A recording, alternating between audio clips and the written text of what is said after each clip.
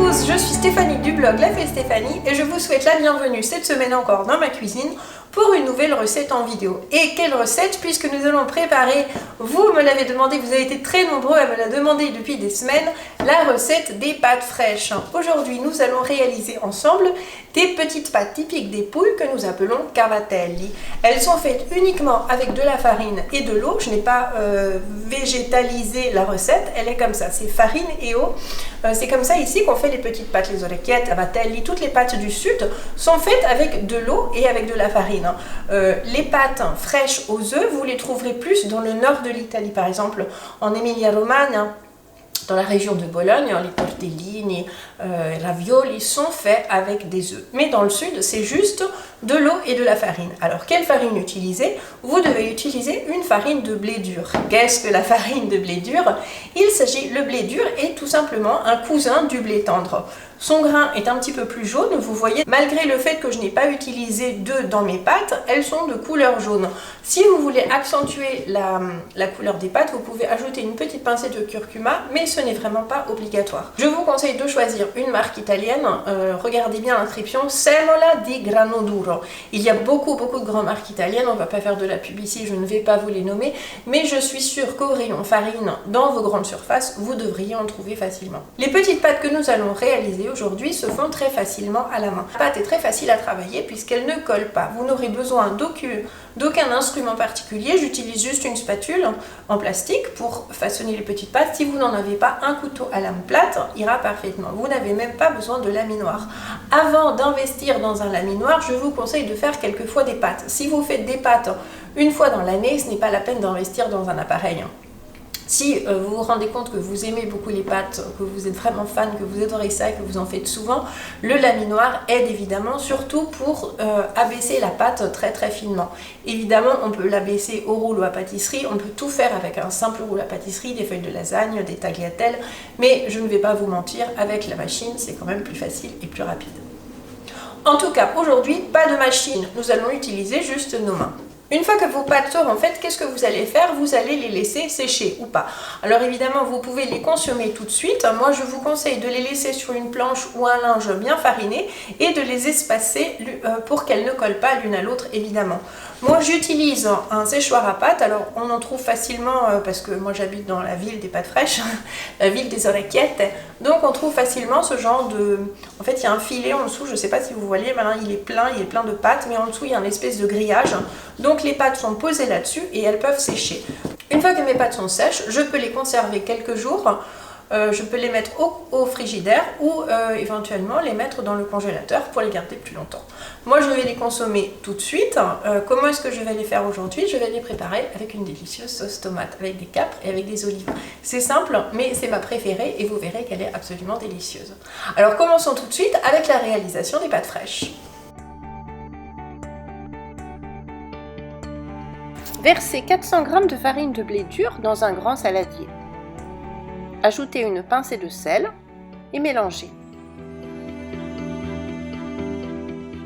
Versez 200 g d'eau sur la farine tout en mélangeant.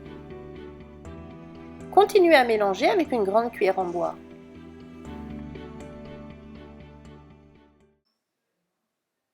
Travaillez ensuite la pâte avec les mains pour faire une boule. Si la pâte vous semble trop sèche, travaillez-la avec des mains humides. Cela évitera le risque d'ajouter trop d'eau et de devoir ensuite rajouter de la farine.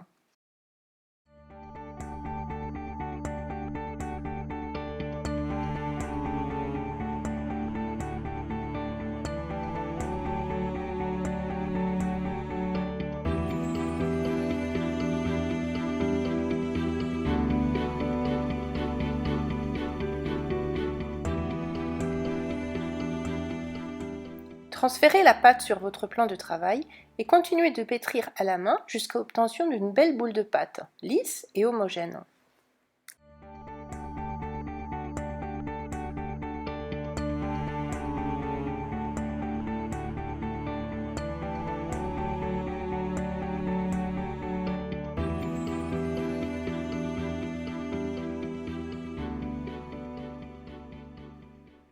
Couvrez la pâte d'un film ou d'un linge humide pour qu'elle ne dessèche pas et laissez-la reposer 30 minutes. maintenant que notre pâte est prête,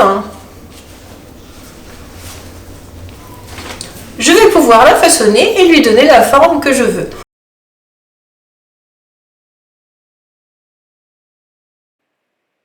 Pour faire des cavatelli, prélevez une petite boule de pâte. Pendant que vous travaillez une partie de la pâte, je vous conseille de laisser le reste de la pâte couverte dans son linge pour qu'elle ne dessèche pas. Étirez la pâte en une longue ficelle. Plus la ficelle sera fine, plus les pâtes seront petites.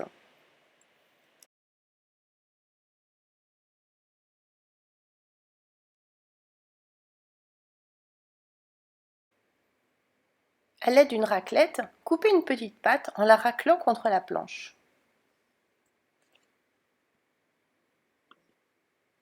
Et ainsi de suite jusqu'à épuisement de toute la pâte.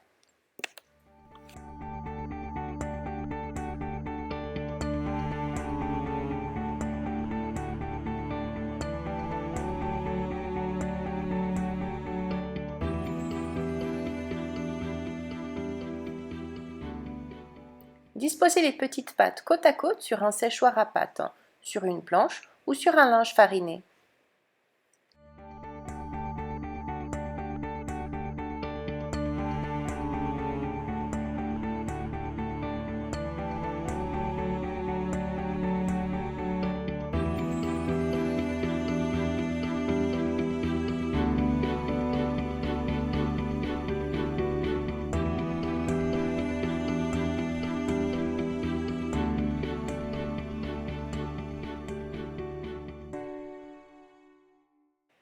Voilà nos petites pâtes. Elles sont belles, non?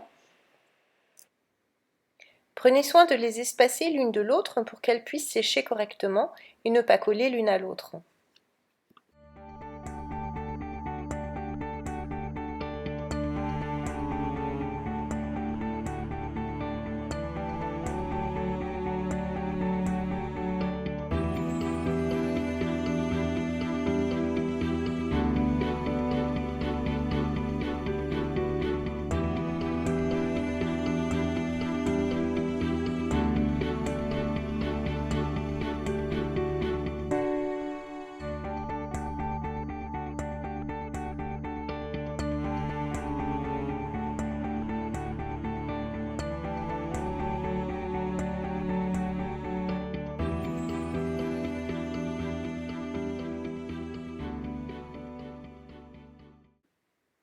Avec cette pâte, vous pouvez réaliser bien des choses différentes, des raviolis, des tortellini ou tout simplement des feuilles de lasagne. Abaissez finement la pâte à l'aide d'un rouleau à pâtisserie si vous n'avez pas de laminoir.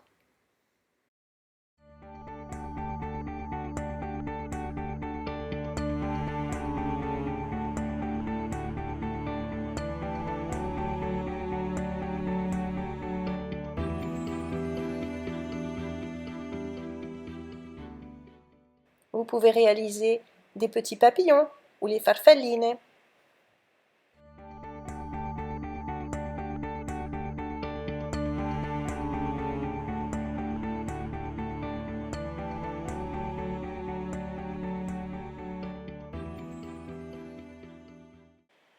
Des raviolis.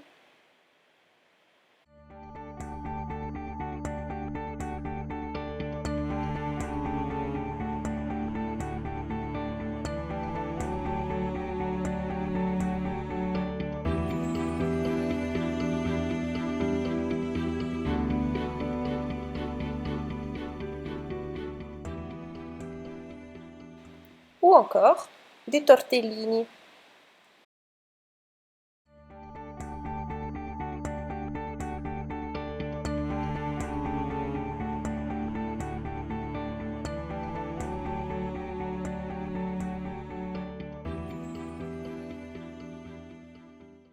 Allez, on en refait un pour la route, comme ça je vous montre bien comment les faire.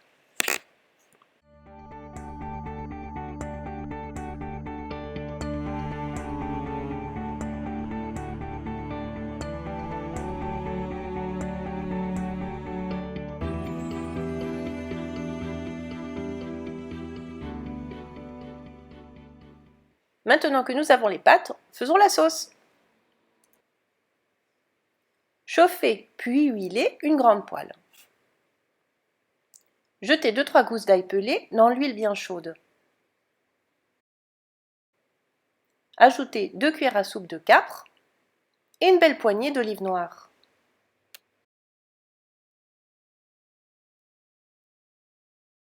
Mélangez, puis faire sauter quelques minutes sous couvercle.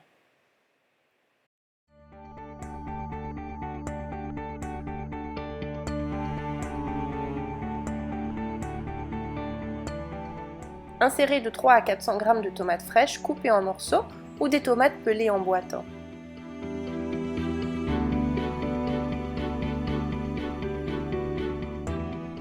En hiver, j'utilise des tomates San Marzano en boîte. Salez, saupoudrez de basilic et d'origan.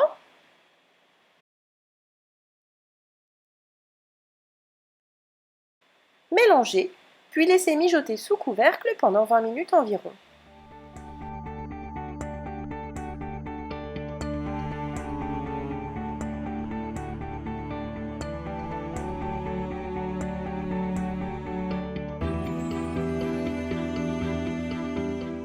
Réservez la sauce au chaud, le temps de faire chauffer l'eau pour les pâtes. Si les pâtes doivent être cuites au dernier moment, la sauce, elle, peut se préparer à l'avance. La cuisson des pâtes. Portez à ébullition un grand volume d'eau. Quand l'eau bout et seulement quand l'eau bout, salez avec du gros sel. Mélangez et attendez à nouveau que l'eau bout. Seulement à cet instant, versez doucement les pâtes. Mélangez durant la cuisson pour que les pâtes ne collent pas.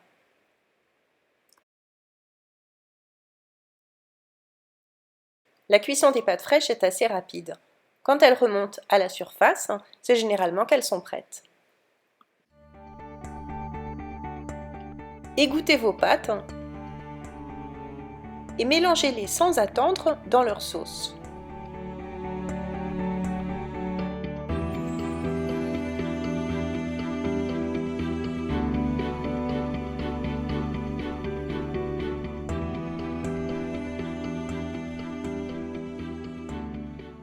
Au dernier moment, parfumez votre plat de quelques feuilles de basilic frais.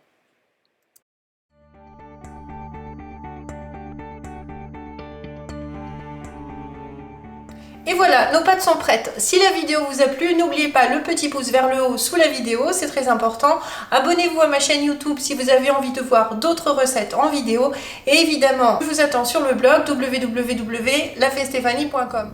Il ne me reste plus qu'à vous souhaiter un excellent appétit. Nous allons les manger tout de suite puisque les pâtes se mangent al dente, bien chaudes, à peine égouttées. À la semaine prochaine!